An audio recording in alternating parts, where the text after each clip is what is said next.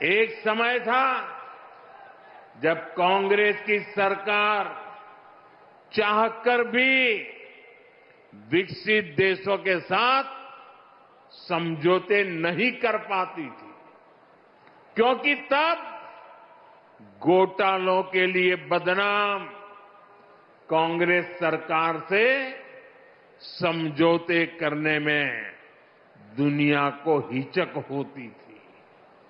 लेकिन आज विकसित देश भारत के साथ जुड़ने के लिए उत्सुक है, क्योंकि उनको भारत के विकास में अपना भविष्य दिखता है। उनको भारत की युवा शक्ति में उम्मीद दिखती है।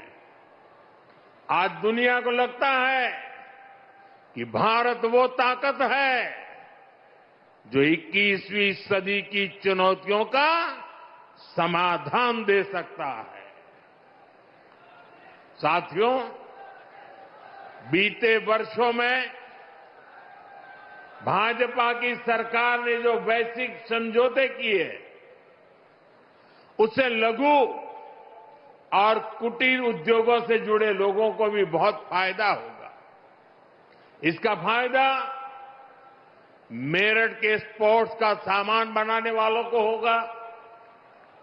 मेरठ की ही कैंची, खुर्जा की क्रॉकरी, मुरादाबाद का पीतल, बागपत का होम फर्निशिंग उद्योग, सहारनपुर की लकड़ी की नक्काशी, लेदर, टेक्सटाइल, ज्वेलरी से जुड़े उद्योग, ऐसे हर लघु और कुटीर उद्योगों को इन समझौतों का बहुत बड़ा लाभ होने वाला है।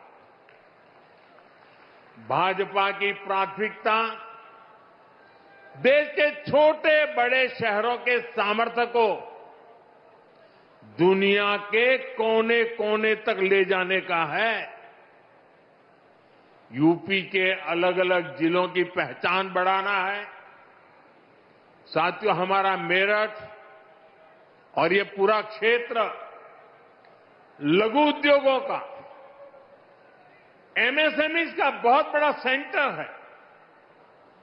इस वर्ष जो केंद्र सरकार का बजट आया, उसमें हमने लघु उद्योगों के लिए 10,000 करोड़ रुपए के विशेष फंड की घोषणा की है।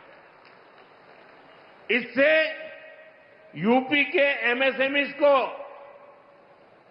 लोन मिलना बहुत आसान होने जाएगा।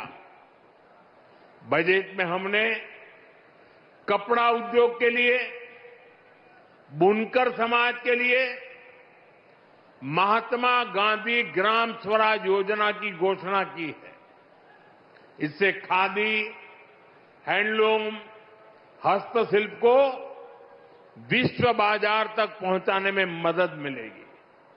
साथियों, पहले छोटे कारीगर केवल 10 लाख रुपए तक का सामान कुरियर से भेज सकते थे। अब यह सीमा पूरी तरह हटा दी गई है।